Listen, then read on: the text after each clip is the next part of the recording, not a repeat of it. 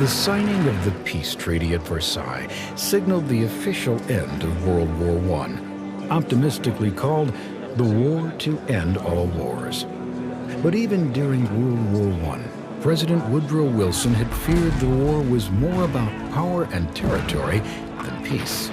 Is the present war a struggle for a just and secure peace, or only for a new balance of powers? One of the goals of the treaty was to break up the four empires of Europe. 9 countries were given new boundaries and independence. As a result of the remapping, Germany lost territory to its surrounding countries. The treaty demanded Germany accept full blame for World War I and pay huge sums of money called reparations to the victorious nations. Germany was also stripped of much of its military power and forced to demilitarize the area near the border of France, known as the Rhineland. The intention of the Treaty of Versailles was largely to punish Germany for World War I, but also to create new democracies and self-determination in Europe. But huge war debts, hunger, and unemployment made it difficult for some democracies to flourish. In the end, the treaty that was meant to secure a lasting peace for Europe had, in effect, laid the groundwork for war. In Russian, Stalin means man of steel. The Soviet Union's communist leader Joseph Stalin certainly lived up to his name. During his rule, the Soviet Union achieved unprecedented power, but at the cost of freedom for its people.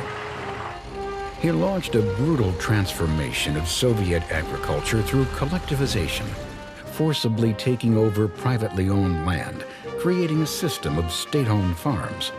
He also took control of manufacturing and production, creating huge government-controlled industries. Stalin created a police state in which anyone who disagreed with the government's policies could be arrested and sent to labor camps in Siberia. In 1930, Stalin began the Big Purge. So-called enemies of the people were arrested and executed. Historians estimate between 8 to 13 million people were killed. By 1939, Stalin had firmly established a totalitarian communist government with complete control over its citizens. All opposition was crushed. In Italy, similar events unfolded shortly after World War I. In 1919, dictator Benito Mussolini, Il Duce, or the Chief as he was called, began his rise to power.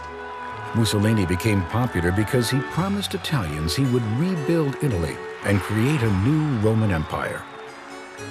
Mussolini created a political movement called fascism, and in 1921 he became a member of the Italian parliament. In 1922, he and thousands of his fascist supporters, known as the Black Shirts, marched into Rome, demanding the Italian king give him power to lead the government. Not wanting to start a civil war, the king conceded. Mussolini was sworn in as prime minister in October. Like Stalin, Mussolini crushed any and all opposition to his totalitarian regime. At the end of World War I, Adolf Hitler was just another jobless soldier wandering around Germany. In 1919, he joined a small political party called the National Socialist German Worker, the Nazi Party. Like communists in the Soviet Union and fascists in Italy, the Nazis practiced an extreme form of nationalism, believing that the interests of their country were more important than any others, even more important than personal rights and freedoms. Hitler quickly rose to power to become the Nazi Party's leader, or Führer. In his 2-volume book Mein Kampf, My Struggle in English, Hitler spelled out his Nazi beliefs. He sought to unite all German-speaking people into a national state. He also maintained that the German or Aryan race was superior to all others. Hitler thought his master race deserved more land, even if it meant taking it by force. The economic hardships in Germany in the early 1930s helped Hitler and the Nazi Party gain power. In 1932, roughly 6 million Germans were jobless, and Hitler's promise to restore German pride and stature in the world appealed to them. As head of the Nazi Party, Hitler was appointed German Chancellor in January 1933. He quickly put an end to the faltering Weimar democracy and established his Third Reich, a totalitarian regime with himself as dictator. Hitler capitalized on hate and racism, blaming Jews for the economic problems plaguing Germany. Jews were ousted from government positions and certain professions, and barred from the use of public facilities. They were isolated and forced to wear a yellow Star of David. The discrimination escalated in November of 1938.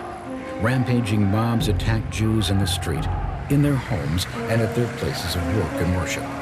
Nearly 100 Jews were killed, more than 1,000 synagogues burned, and over 7,000 Jewish businesses were destroyed.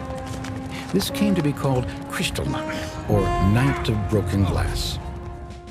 Jewish property was seized, and Jews, Gypsies, and other groups considered unfit for Hitler's master race were sent to concentration camps.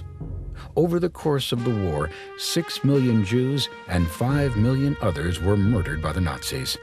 This became known as the Holocaust. The extent of the horrors of the Nazi concentration camps would not be fully realized until the war ended in 1945. Though the young Emperor Hirohito led Japan, the true power during the 1930s was in the hands of the Japanese military. The country was gripped in a frenzy of nationalism, and like Germany and Italy, desired more land and resources for its growing population. In a surprise attack, September 1931, Japan invaded the Chinese province of Manchuria. Japan saw Manchuria as the first step in its desire for domination of China. The League of Nations, established to help keep peace after World War I, condemned Japan's invasion, but did nothing to stop it. In turn, Japan simply quit the League. By 1936, the clouds of war encircled the globe. Germany and Italy formed an alliance they described as an axis around which Europe would revolve. 4 years later, Japan would join the Axis powers, and together, the three countries pledged to aid each other in the event of attack. The extreme political philosophies that emerged during these troubled times appealed to many people worn down by economic hardship. But the overly patriotic beliefs of nationalism, the acceptance of totalitarianism, the militant and racist fascist beliefs of the Nazis, and the communist doctrines of state-controlled property and government all contributed to a worldwide war.